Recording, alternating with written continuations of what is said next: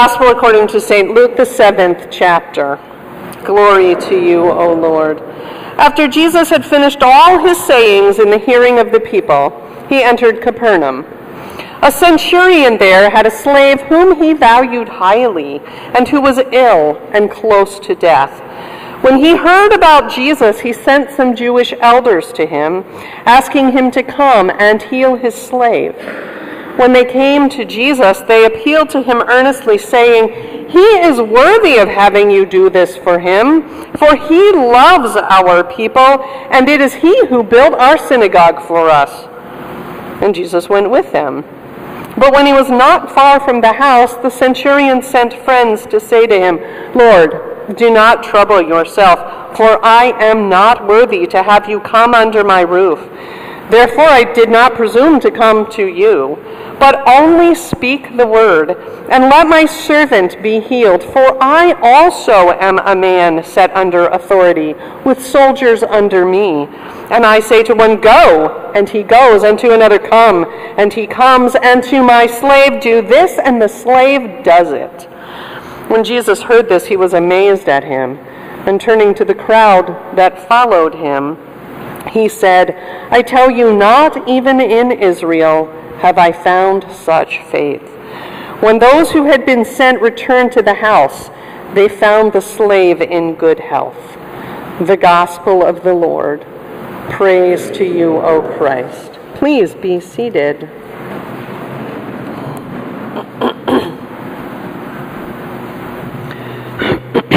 Excuse me.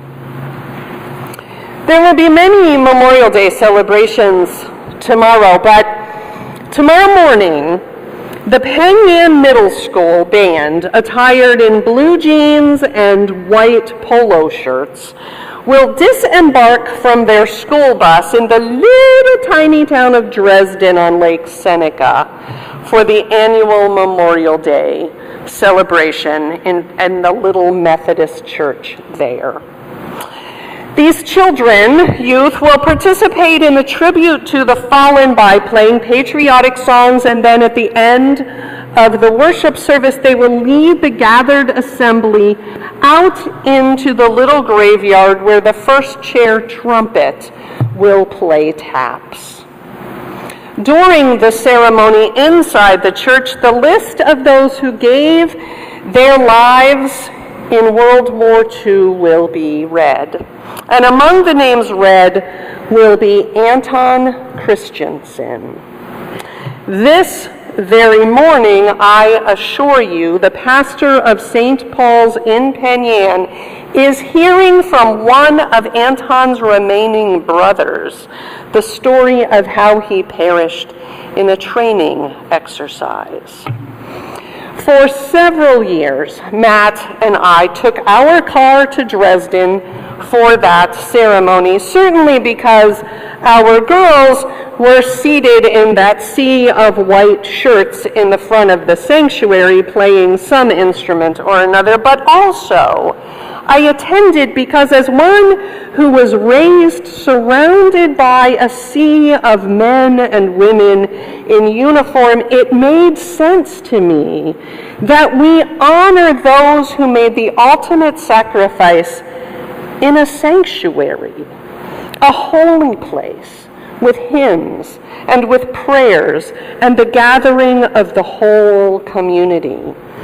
See, growing up for me, those people in uniforms were the good guys, or good girls, whether they wore the uniform of the U.S. Navy or the U.S. Army, or the Spanish Navy with whom we shared a base, or the Italian Army who waved us onto the post in Vicenza every morning. They were a sign to me of safety, of comfort, of peace. They were there to defend the nation, the vulnerable, and to keep order in the world. They not only carried the guns and protected us, but they were also our brothers and sisters in faith who worshiped with us. From the admiral to the lowly Seabee, when we assembled for worship at the Navy Chapel on a Sunday, the uniforms were off, and we were all children of God, gathered to give thanks and praise to the one who made the ultimate sacrifice for all people. So when my children were growing up, of course we gathered in a sanctuary to give thanks for those heroes who wore a uniform and paid the ultimate price for our nation's freedoms. Luke gives us a story today about a soldier. A leader, actually, of soldiers, for he commanded a battalion of about 100 men. But this soldier would not have been seen as a good guy, a protector, a defender of freedom. Rather, he would have been viewed as an oppressor, a representative of Caesar, the enemy, unclean and unwelcome among the people who worshipped the one true God of Israel. So undesired, in fact, that he hedged his bets by sending Jewish leaders to speak to Jesus. He himself did not dare approach the master to make a request. Others had to speak for him, to defend him, to tell why Jesus the healer should even consider granting his request. And then, if that wasn't enough, a second delegation was sent to Jesus, highlighting the distance that separated these two men. For if Jesus were to enter the centurion's home, he would by necessity have to extend hospitality to Jesus, which would offend Jewish sensibilities. Jews and Gentiles did not interact in any social capacity whatsoever. Jesus couldn't go into his home. And therefore the friends ask, just speak the word, and he shall be healed. There were so many lines separating these two men, so much division. The centurion is accustomed, we can imagine, to exercising power and authority. He has command of men who respond immediately when he gives an order. He's accustomed to doing things his own way, yet he demonstrates this understanding of the real power that emanates from Jesus.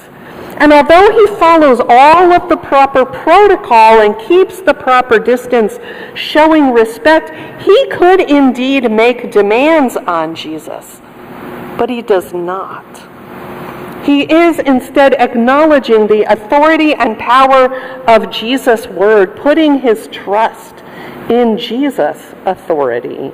A trust that is well founded, for Jesus doesn't seem to care that this man is an oppressor, benevolent or otherwise.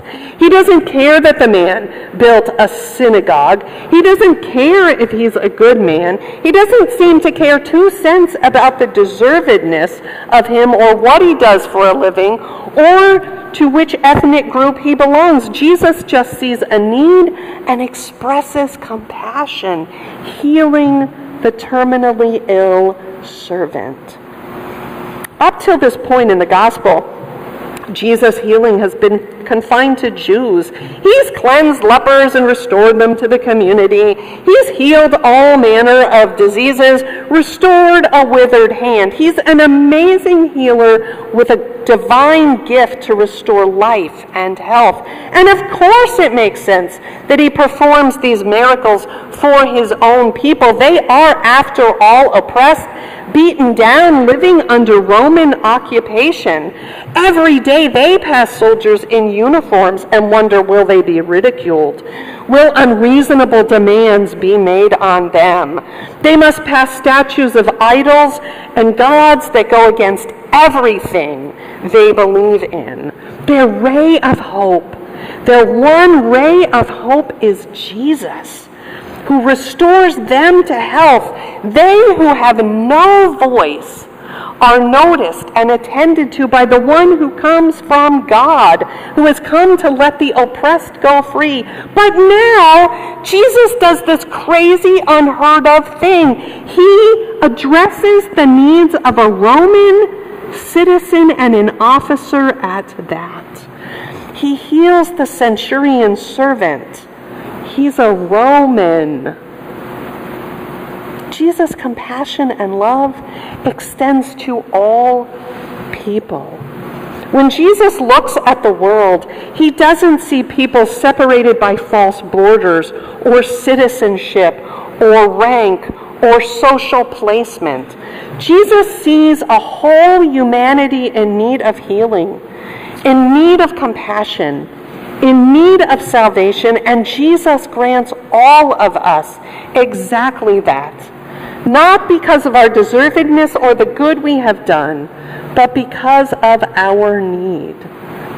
Unlike the centurion, whose power and authority is regulating and controlling men to keep insiders in and outsiders out, men to keep society functioning in an order that keeps some people down and allowing others to remain at the top, Jesus' power is expansive and empowering. Jesus continues to draw a border, a circle that erases borders and embraces more and more people. Jesus is health for sick people, liberation for enslaved people, forgiveness for sinful people, and good news for poor and depressed people. Even the centurion recognizes his need for such a Savior. The Jesus we worship is responsive to our needs and compassionate to heal us regardless of our feelings of worth or deservedness. Tomorrow there will be a gathering in Dresden to give thanks for those who gave their life for this nation. I will not be there, but I will pause tomorrow to give thanks for Anton. I will also give thanks for my grandfathers who fought in World War II, as well as for those who continue to put themselves in harm's way for the good of this nation. For my brother-in-law who's been to Afghanistan and Iraq more times than I can count. My nephew Galen, who begins his senior year at West Point. I'll give thanks for Logan, who assumed his first post in North Carolina this week, and for Johnny, who finishes basic training, as well as all of the people who have lived and died serving their fellow citizens. And I will give thanks for Jesus, that he has been their Savior, compassionately loving and healing them as they have followed their call, some even to the ultimate sacrifice. And today, I and you will give thanks for Jesus, who offered himself, his body, his blood, to be life and salvation for all people, across all borders, erasing all division. Amen.